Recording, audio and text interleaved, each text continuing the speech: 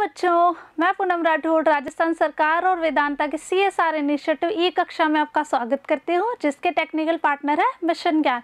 तो बच्चों, हम पढ़ रहे थे चैप्टर फर्स्ट और पार्ट फर्स्ट में हमने जाना था कि जो कहानी के लेखक हैं वो एक पुरानी रोल टॉप डेस्क खरीद कर लाते हैं और उसको ठीक करने की कोशिश करते हैं। तो आज हम जानेंगे कि क्या लेखक अपनी इस कोशिश में कामयाब हुए या नहीं हुए। उससे पहले मैंने आपको अपोजिट्स दिए थे, आई होप आपने वो कर लिए होंगे।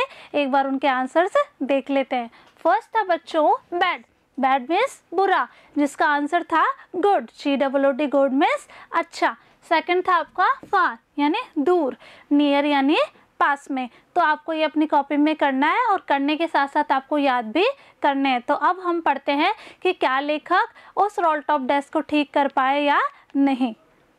I removed the roll top completely and pulled out the drawers। लेखक बता रहे हैं कि मैंने रोल टॉप जो है उसको ऊपर से उतार दिया और उसकी जितनी भी दराजें थी वो मैंने सारी बाहर निकाल दी। The veneer had lifted almost everywhere। और जो वनीर था वो चारों तरफ फैल गया था। everywhere मतलब चारों तरफ। और वनीर होता है बच्चों फर्नीचर को सुंदर और आकर्षक बनाने के लिए उसके ऊपर लकड़ी या प्लास्टिक की जो पतली परत लगाई जाती है उसको कहा जाता है वनीर। तो लेखक बता रहे हैं कि it look like water damaged. मुझे ऐसा प्रतीत हो रहा है कि पानी ने भी उसको खराब कर दिया है। किसको? रोल टॉप डेस्क को। Both fire and water had clearly taken their toll on this desk. यानी पानी और आग दोनों ने मिलकर उस रोल टॉप डेस्क को खराब कर दिया है।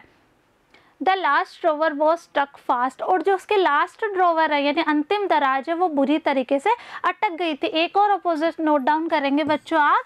लास्ट मतलब होता है अंतिम और उसका आंसर हो जाएगा फर्स्ट, FIRST फर्स्ट। आप नोट डाउन कीजिएगा। I tried. लेखक बता रहे कि मैंने कोशिश की। ट्राइड यानी कोशिश करना। All I could to ease it out gently, कि मैं इसको बहुत ही सौम्यता से निकाल सकूं। In the end I use brute force. लेकिन जब वो आराम से नहीं निकली तो अंतिम में मैंने क्या कर दिया, उस पर अपनी पूरी ताकत लगा दी। ब्रूट फोर्स यानी पूरी ताकत लगा देना।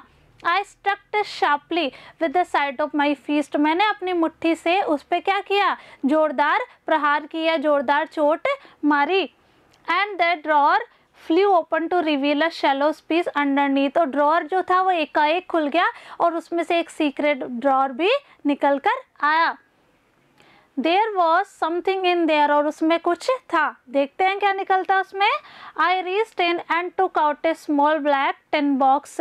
मैंने क्या किया, मैंने अपना हाथ उसमें डाला और उसमें से मुझे एक ब्लैक कलर का छोटा सा टिन बॉक्स निकलता हुआ दिखा।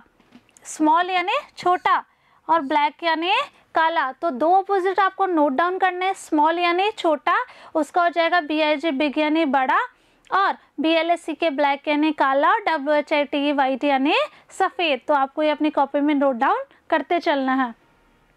Shallow tape to the top of it was a piece of line note paper and written on it in a shaky hand writing.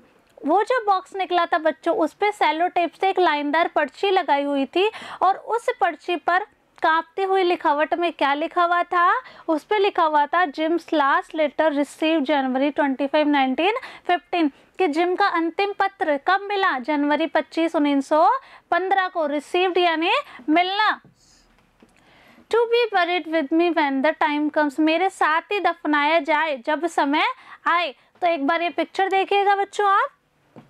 इसमें देखो ये हमारी कहानी का लेखक है, ठीक है, और ये जो है उसके रोल टॉप डेस्क है, और ये जो लास्ट ड्रॉर है ये जो फंस गई थी लेखक हमें जैसा बता रहे हैं, और ये जो है इसमें ब्लैक कलर का टिन बॉक्स निकलकर बाहर आया है। आगे देखते हैं। I knew as I did it that it was wrong of me to open the box। लेखक कहते हैं कि मैं ये जानता हूँ कि मैं इस बॉक्स को खोलकर गलत काम कर रहा हूँ। But curiosity got the better of my scruples. लेकिन जो मेरी जिज्ञासा है वो मेरी नैतिकता पर बहुत ज़्यादा हावी हो गई है। It usually does. और अधिकांश जो है ऐसा ही होता है।